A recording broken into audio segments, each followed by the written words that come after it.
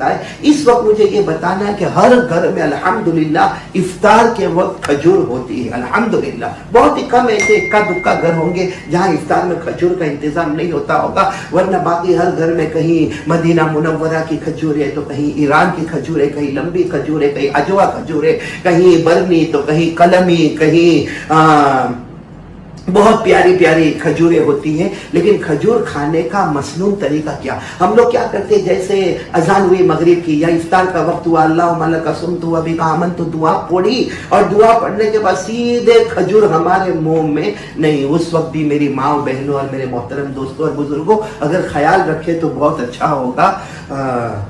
کھجور اگر کھانے کا کیا مسنون طریقہ ہوتا ہے، کھجور کھانے کا مسنون طریقہ کیا ہوتا ہے، وہ میں آپ کو بتانا چاہتا ہوں.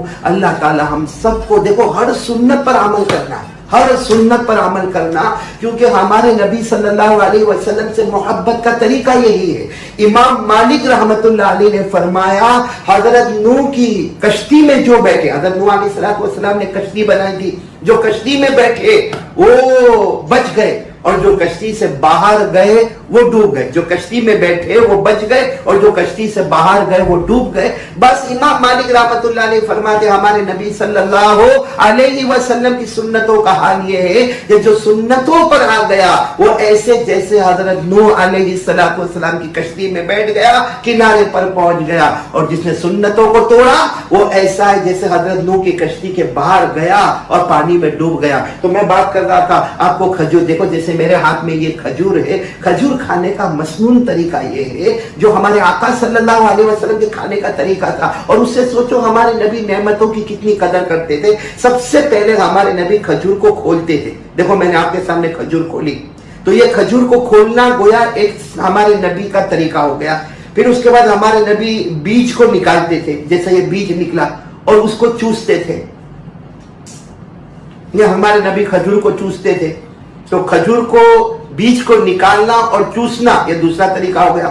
پھر ہمارے نبی اس کو اپنی 2 انگلی پر رکھ لیتے تھے، 2 انگلی پر، ایک روایت میں 2 انگلی، ایک روایت میں انگوٹھے کا بھی ذکر آتا، اور پھر اس کو دسترخوان پر پھینک دیتے تھے. وہ بیج کو دسترخوان پر پھینک دیتے تھے. اب باقی جو کھجور ہے پھر ہمارے نبی کھا لیتے تھے. اگر ہم اس کو تھوڑا تھوڑا الگ کریں تو سوچے کھجور کھولنا ایک سنت، پھر بیج کو نکال کر چوسنا دوسری سنت، پھر اپنی انگلیوں پہ رکھنا تیسری سنت، اور پھر اس کو دسترخوان پر پھینک دینا یہ چوتھی سنت بیج کو، اور باقی کھجور کو کھا لینا پانچویں سنت. اگر ہم اس کو الگ کریں تو 5 اور 6 طریقے نکلیں گے. تو ایک طریقے پر 100 شہیدوں کا ثواب، تو انشاءاللہ ایک کھجور پر 500 سے لے کر 600 شہیدوں کا ثواب ہم کو نصیب ہو جائے گا.